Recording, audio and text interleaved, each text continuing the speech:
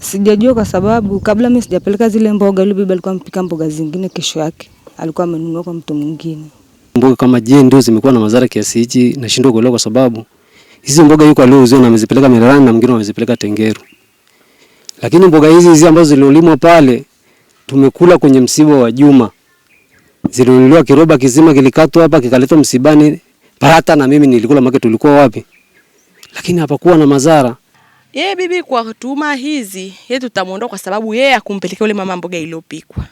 Na halokuja kuchuma yule mke wa Isaya kuja akachuma mboga hapa kama mboga, akaenda kwake akapika, ndo akampelekea mama Koko. Kwa hiyo juu ya hilo mimi nakataa kabisa kwamba bibi yangu hayupo na wala hatakuwa usiki. Sasa huu ushirikina wangu umeanzaje kutoka hapa ukawazuru wale kule? Na sehemu iliyolimwa mboga unaiona hiyo? Urefu na upana. Wanaweza wakala watu wangapi? Wengi. Mtazamaji, jina langu naitwa Alphonse Kusaga, mwandishi wa Wananchi. Leo ni tarehe 29 ya mwezi wa kwanza mwaka 2026. Hapa ni katika kijiji cha Mikungani, kata ya Mbuguni, ni wilaya ya Rumeru, mkoani Arusha. Tumekuja kuripoti taarifa kuhusiana na vifo vya watu wawili. Taarifa ya kwanza tulianzia nyumbani kwa kina Isaya, ambaye yeye amefariki baada ya kueleza kwamba anadhaniwa kula mboga zenye sumu.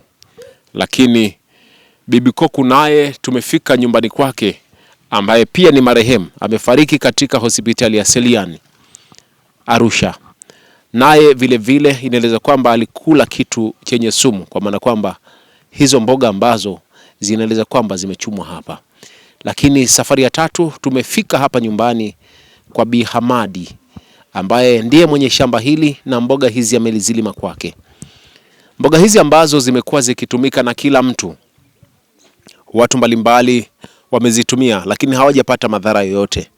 Lakini mboga hizo alipochuma mkewe wa Isaya na kwenda kuzipika, alimgaia mama Koko ambaye pia ni huyo marehemu, pamoja na kuzitumia huyo mume wake ambaye pia ni marehemu. Lakini Bi Hamadi ameeleza kwamba yeye hahusiki kwa jambo lolote ambalo linahusiana na vifo vya watu hawa wawili, kwa sababu baadhi ya wengine wanaeleza kwamba huenda jambo hili linahusishwa na masuala mazima ya kishirikina. Lakini yeye amesema kwamba yeye hahusiki kwenye mambo hayo, kwa sababu mwanzo mke wa Isaya aliyekuja kuchuma mboga hizi ndiye huyo ambaye alipika akamgaia mama Koko, lakini mume wake akala, ndio vifo hivyo vikajitokeza. Tumezungumza na wananchi wa eneo hili wakieleza kwamba uchunguzi zaidi ufanyike, licha ya kwamba vyombo vinavyohusika tayari vimeshafika nyumbani hapa kwa Bi Hamadi na kuchukua sampuli ya mboga hizi kwenda kuzipima ili kujua, je, vifo vya hawa watu wawili vimetokana na madhara ya mboga hizi ambazo ni aina ya mnavu. Alikula mboga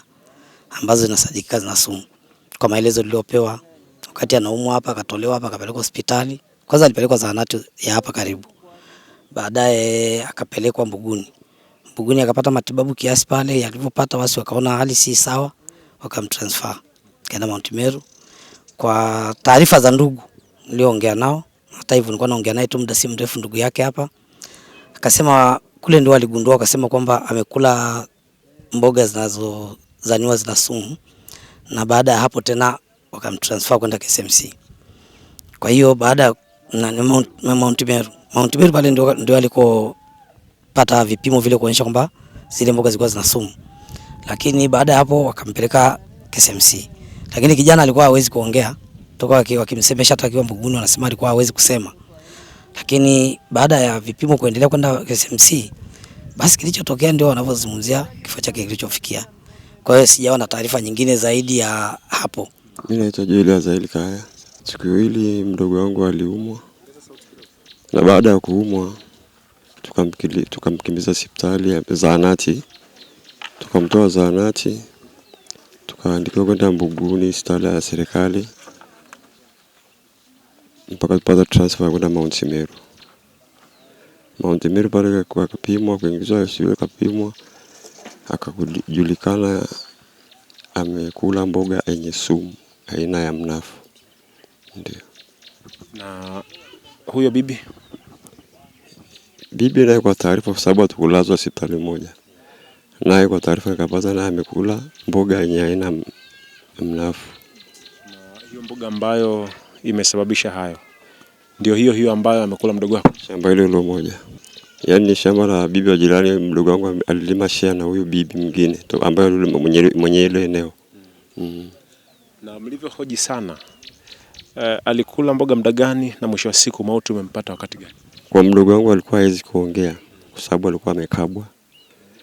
Kwa hiyo na mimi sikupata muda wa kuja kuhoji, nilikuwa nakimbiza naye kwa hospitali hadi hospitali. Na madhara alimkuta baada ya kula hiyo mboga? Madhara alimkuta baada ya mboga amekula usiku wa Jumatatu kuamkia Jumanne, ndipo tulipopata taarifa kwa sababu atuishi naye hapa, alikuwa amepanga huko juu. Ndipo tulipokwenda kumchukua na kumleta na kumkimbiza sehemu husika za hospitali. Na wakati anaumwa alikuwa anatembea tu kawaida ama alikuwa yuko hoi kulegea kufanya? Kwanza kwake kwa ugonjwa wake, alipokuwa anatembea kwenye majira ya saa 5 anaenda nyumbani, aliona kitu kama giza na kuanza kupata kuhisi kizunguzungu na macho kuwasha. Na hiyo mboga ilienda kupikwa nyumbani vizuri? Kwa maelezo ilipikwa, si ndio mpaka kula mboga na maana ilipikwa. Ndio. Maana hiyo mboga ambayo imemuua bibi pamoja na mdogo wako, watu wengine walikula? Mdogo wangu anaishi na mke. Ni lazima yani inawezekana mke naye alikula kwa sababu si ndio mpishi. Labda naye alikula kwa sababu naye yuko hapa, anaweza baadaye akishamaliza mahojiano naye ataujiwa. Lakini kwa maelezo ya daktari, siongezi wala sipapasi, alisema kwamba amekula mboga yenye aina ya sumu. Kwa maelezo lishapata kabla mdogo wangu hajaumwa, walitofautiana na yule bibi, lakini utofauti wao kwa umeisha. Kwa mambo mengi au tofauti, shemeji yangu labda ataeleza kwa sababu ndio alikuwa anaishi naye kule. Mboga ni za share. Na kwenye zile mboga unapolima na mtu mko wawili share, lazima mnajituma wote. Kwa yule bibi alikuwa hawezi kujituma. Kwa yule bwana mdogo ndo alikuwa saa nyingine ile nafasi yake anafanya na nafasi ya bibi anafanya, na labda anamlipa. Nilizidi kilosoki kaya. Kwa taarifa kwa sasa hivi hapo watu walipo wanawaza mambo mengi. Maana mpaka sasa watu taharuki ya ajabu. Kwa sababu ule msiba uliotokea unafanana. Mtoto atembee barabarani, macho afunge, afike nyumbani, ashindwe kuongea, apelekwe zahanati ya hapa, ashindwe kuongea, apelekwe Mbuguni, ashindwe kuongea mpaka Mauti-Meru mpaka na kifo. Hata vifo hivi viwili vinafanana.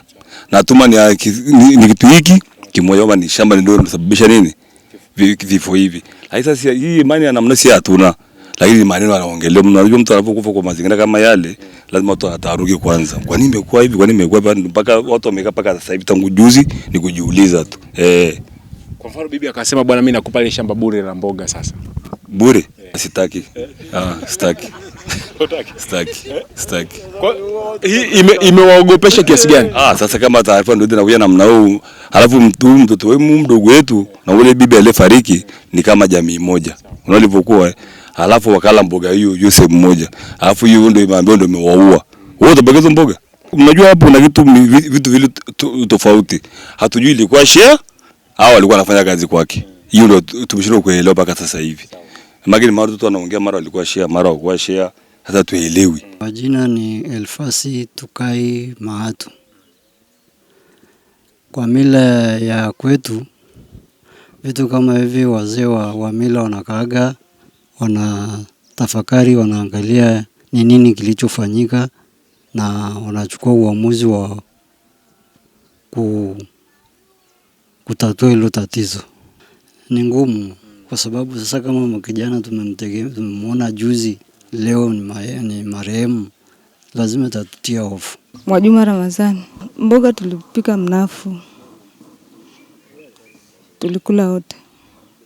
Ndio tulikula baada ya wiki 2 ambazo zimepita.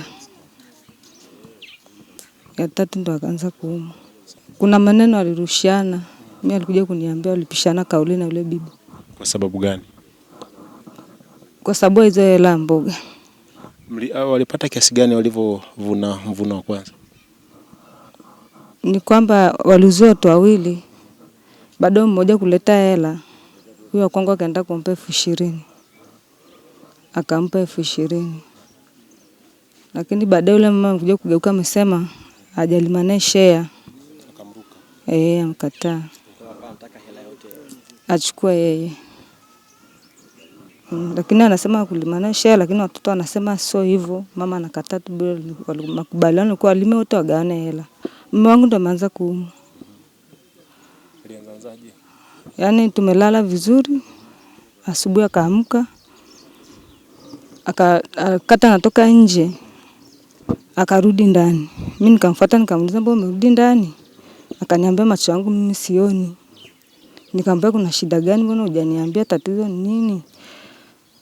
Akaniambia wakati usiku anakuja nyumbani kuna kitu kilimpiga usoni kama kitu kilikuja kikampa ugiza usiku. Lakini kwa usiku huo mimi hakuniambia, amekuja kuniambia asubuhi baada macho kuanza kuleta matatizo. Ndio. Na hizo mboga ambazo mlikula ni muda gani umepita mpaka chakula zimeshaisha wiki 2? Ndio.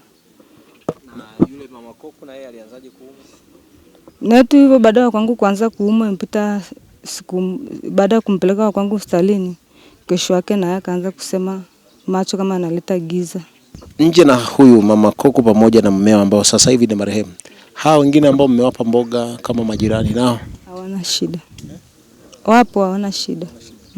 Walisema eti ni vidonda vya tumbo vimepanda kwenye koo.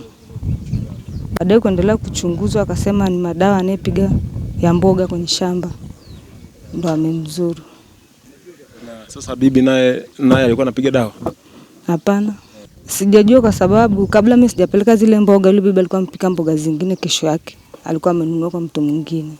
Awafanye uchunguzi tu, waangalie nini kilichosababisha kifo chake. Alikuwa anauma baada ya ameshwa Metumeru, alikuwa anatoa sauti kabla ile kauli jakata. Wanasema walirushana maneno. Baada kuniambia nifuate hela pale, nikachukua 40,000. Niulize kama hela mboga imetoka, anipe 40,000. Nikaenda pale nikaongea na yule bibi, akasema kwanza bwana wako amekosea sana. Amechukuaje hela bila hajaniambia, hajanishirikisha mimi. Nikamwambia usiongee hivyo kwa sababu mtu bado ni mgonjwa. Akasema mimi sitaki kujua. Je, akifa hela yangu sijalipwa? Na mimi hela yangu na shida naye. Nikamwambia umejuaje kama anakufa? Akaniambia mimi sijui, sijajua tu, lakini nimesema akifa mimi hela yangu sitalipwa kwa wakati kama nilikuwa nataka kufanyia kazi yangu. Kula akaniambia nilikula mboga za majani na ugali mnavu. Basi nikamwambia sasa umeshapata dawa za kuharisha za kufunga? Akaniambia ndio. Basi baada hapo tukawa tunaendelea kuwasiliana, lakini kadri tunapozidi kuwasiliana mama alikuwa katika wakati mgumu. Japo naongea naye kwenye simu, lakini alikuwa ni kwenye wakati mgumu. Alikuwa ni mtu ambaye anapoteza nguvu. Akimpigia simu unaendeleaje, anakuambia naendelea hivyo hivyo, lakini nguvu sina nguvu. Nakumbuka mara ya mwisho nilimpa ushauri mimi, nikamwambia inawezekana kutokana na kuharisha kwako kumesababisha kupoteza nguvu nyingi. Kwa hiyo inahitajika unywe maji na unywe kitu chenye sukari. Ushauri wa kwanza nilimpa, nikamwambia tafuta soda aina Fanta ikurudisha sukari au Mirinda. Na tafuta na glucose, chukua maji changanya, yawe ni maji ambayo unaweza kuyatumia mara kwa mara kwa kipindi hicho. Akaniambia ametumia horo ndio anayotumia. Nikamwambia lakini sawa, chukua na glucose changanya, weka na kwenye machupa mengine, hiyo maji yako ya kunywa kwa wakati wote unapokuwa huko hapo. Basi baada ya hapo tukawa tunaendelea kuwasiliana. Lakini tukiwasiliana akaniambia nakunywa vitu lakini bado hali haiko sawa. Nikamuuliza unahisi nini? Akaniambia sasa hivi. Nikamuuliza unahisi uko wapi panauma tena? Akaniambia hakuna panaponiuma. Zaidi napoteza nguvu na macho hayaoni, yanapoteza mwelekeo wa kuona. Nikamuuliza macho yanapotea kuelekea kuona, kwamba uone kabisa? Akaniambia sasa hivi mtu akiwa mbali namuona kama wawili, lakini mpaka asogee karibu na mimi ndio namuona mtu vizuri.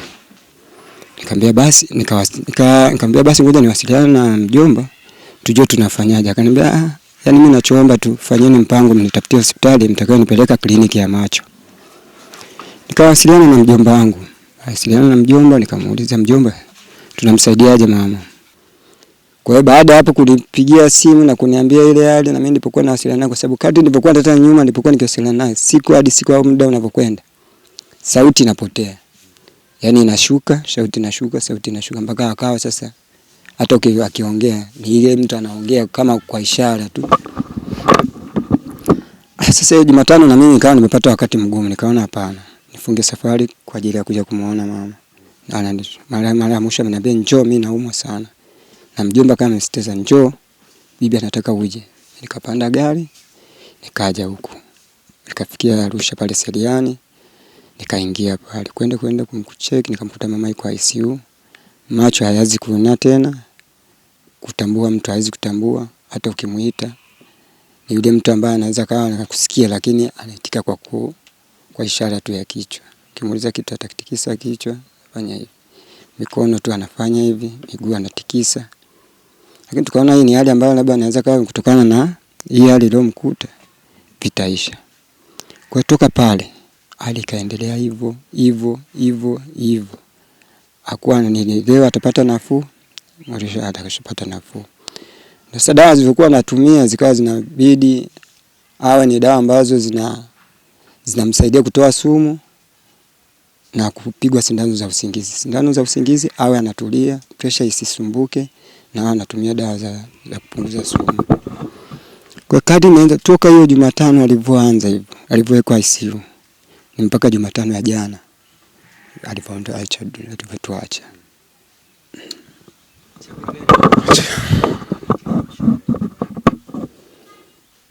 Chakula ambacho cha mwisho ambacho hata tuswali sisi hatukutilia sana mashaka mwanzo. Lakini siku baada ya sisi kupata kile cha kumuuliza kile chakula cha kwanza ambacho alikula. Na hizo mboga alipewa na huyo kijana ambaye alimpa hizo mboga. Na ambaye naye tayari alipata hizo effect. Zinafanana. Yeye akapelekwa Mount Meru. Wakati anapelekwa Mount Meru, yeye mama alikuwa bado hajafikishwa huko. Zile effect zimepelekea yule kijana, watu wakahisi kwanza yule kijana ni mtu wa kulima mboga. Kwa hata zile matumaini kwamba yule kijana zile mboga amekula zina sumu, hakuna mtu alikuwa anakihisi. Walihisi yule kijana labda ni kutokana na hali yake kupiga dawa labda zimemuingia sumu. Lakini baada ya mama kuja kupata ile effect na ile kuona dalili za aina moja, ndio tukarudi sasa tukaona zile kile chakula walichokula kwa siku moja ambazo zilikuwa ni mboga za majani. Ambazo mboga hizo pia wamekula watu wengine hawajapata madhara. Kwa hapo nyuma siwezi kujua kwa sababu hizo mboga mimi nakumbuka kwa swali ndio muuliza mama. Ni yule kijana alichuma zile mboga kwa sababu ni kijana ambaye anaelewana naye. Sio kijana ambaye tuna mashaka naye au nilikuwa na mashaka naye kwa sababu hata nikiwa naongea naye mtu anakuambia nashirikiana naye. Yaani yuko vizuri. Cha kufanya ni kumuomba Mungu kwa sababu kila mtu ameshatangulia mbele za haki. Alompa mboga na aliyokuwa mama alipewa. Mama alipewa mboga ametangulia mbele za haki na yule aliyokuwa ameenda kuchukua zile mboga amempa mama na ameshatangulia mbele za haki. Kwa hiyo majibu yamebaki kwao. Sisi tuliobaki ni kuyastiri waliokuwa wako mikononi mwetu. Kuna haja kufanyika uchunguzi zaidi juu ya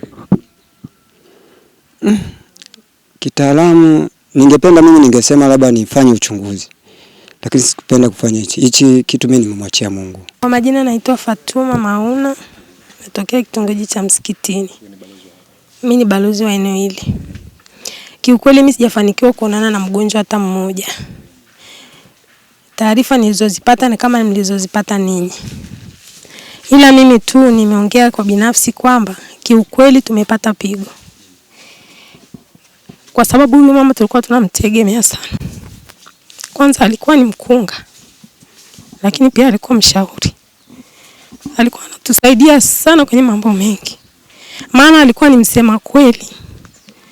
Lakini kwa kweli kilichomkuta mimi sijui. Ila kama alivyosema mwanae kwamba amemwachia Mungu, hata sisi pia tunamwachia Mungu.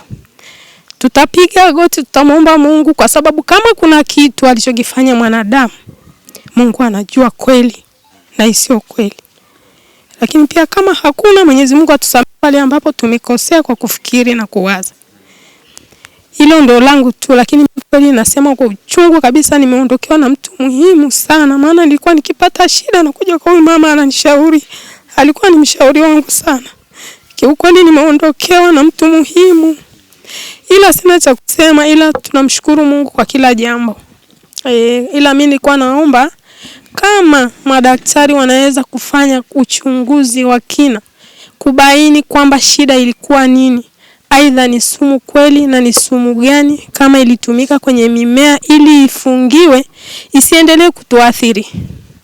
Lakini pia tutakosa imani na kutumia mboga zinazolimwa kwetu. Sijui tutaishije, maana tunategemea mboga asilimia zote. Tumepata hofu na mashaka. Kwa hiyo mimi kama mimi sina ninachokijua, ila tunamuomba Mungu, bibi yetu kashapumzika, amweke mahali pema peponi. Hizi dalili zote zinafanana. Wewe hujapata mashaka? Nimepata mashaka lakini majibu sina. Sina majibu. Dalili zilikuwaje kati hao? Dalili ndizo kama hivyo ulizoambiwa kwamba bibi alikosa nguvu ya macho kuona. Lakini pia Isaya naye alikosa nguvu ya macho kuona, na pia koo ilipata shida. Hapakuwa panaingia kitu wala kutoka kitu. Wote wawili. Tunashindwa kuelewa. Hatuamini sana uchawi japo upo. Ndio maana tumesema tumemwachia Mungu. Kile alichokuwa anatufanyia huyu mama, tumepata pengo. Hatujui Mungu atatuzibiaje.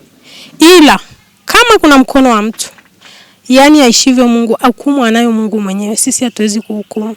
Kwa majina mimi naitwa Ramadhani Rajabu Ali, ndio mwenyekiti wa kitongoji cha Msikitini. Sisi tumepata taarifa hizi kwa masikitiko, kwa sababu ni wananchi wangu wa kitongoji waliopata madhara haya. Yaani kuanzia Isaya, kwa sababu naye alikuwa ni mkazi wa huko, lakini familia kama familia inaishi kule chini. Mboga kama ndio zimekuwa na madhara kiasi hichi, nashindwa kuelewa, kwa sababu hizi mboga yuko aliozio na amezipeleka Mererani na mwingine amezipeleka Tengeru. Lakini mboga hizi ambazo ziliolimwa pale tumekula kwenye msiba wa Juma. Zilinunuliwa kiroba kizima, kilikatwa hapa kikaletwa msibani. Hata na mimi nilikula, maana tulikuwa wapi. Lakini hapakuwa na madhara. Hasa ukiniambia kwamba ni nini kimejiri, kwamba hii sumu inaweza kuchagua mtu au yani mtu huyu mwache mzuri na mtu huyu isimzuru, mimi sinashindwa kuelewa. Yaani kwa hiyo hili swala linaleta utata mkubwa. Lakini tulipokuwa na afisa afya hapo, wamechukua zile dawa ambazo zilikuwa zinatumika kupiga wapi? Shambani. Lakini wamechukua na mboga ile mnavu, wamechuma baadhi ya sehemu kwa ajili ya kuendelea kufanya utafiti zaidi. Mbona dalili zao zote zinafanana? Isaya alikuwa anashindwa kuongea, anaongea kwa vitendo. Bibi naye hivyo hivyo, nani kwa vitendo. Hilo ndio kilichonishangaza, kwa sababu yani kwa viashiria na mfano wa maradhi unavyofanana, unataka kuamini kama kinachosemekana ni sawa, ambacho tu wanachosema ni sumu. Kwa sababu sasa Isaya tatizo kubwa lilikuwa kwenye koo. Alikifika mahali alikuwa akinywa kitu kinafanyaje? Kinarudi. Mama naye vile vile tatizo kubwa limekuwa kwenye koo. Akitumia kitu kinafanyaje? Kinarudi. Sasa tumeshindwa kuelewa kwamba je, tatizo ni nini? Ni sumu kweli? Lakini tulivyojaribu kuuliza, mbona walikuwa wakiwahudumia wagonjwa wote, wanasemekana kote walikopita wameambiwa kwamba hii ni viashiria vya sumu, ambavyo pia wengine wamekula hiyo mboga. Wengine wamekula hiyo mboga lakini haijawaletea madhara. Yeye bibi kwa tuhuma hizi, yeye tutamuondoa kwa sababu yeye akumpelekea yule mama mboga iliyopikwa. Na halokuja kuchuma yule mke wa Isaya kuja akachuma mboga hapa kama mboga, akaenda kwake akapika, ndo akampelekea mama Koko. Kwa hiyo juu ya hilo mimi nakataa kabisa kwamba bibi yangu hayupo na wala hatakuwa usiki. Yeye mwenyewe atakuwa anahusika, mke wa Isaya aseme yeye ile mboga aliyopika aliweka nini? Kwa sababu kama alimpa jirani mwingine mboga mbichi hasizurike, alafu ile aliyopika akampelekea mama Koko azurike na mume wake alompikia, yeye vipi hapo? Ndo ndo atakiwa aulize. Aulizwe kwamba ilikuwa kuaje, na yeye pia kwa nini asizurike? Kwa huenda yeye hakutumia au nini? Hakutumia na maana kuwa angekuwa ametumia hasingezurika yeye, kwa nini asizurike? Na kati alipika yeye. Na kwa nakati ndo alopika yeye pia naye ndo angezurika wa kwanza, maana si ndo mpishi jamani. Sitaki mimi, naomba njia nipite bwana, nende mahakamani waitwe hao. Na nyinyi washahidi wangu, si wameniita mchawi? Bwana mnacheka nini, mnaogopa nini? Nataka mnisaidie njia hii niende paka mahakamani nikatoe uchawi. Nitawaumiza watu.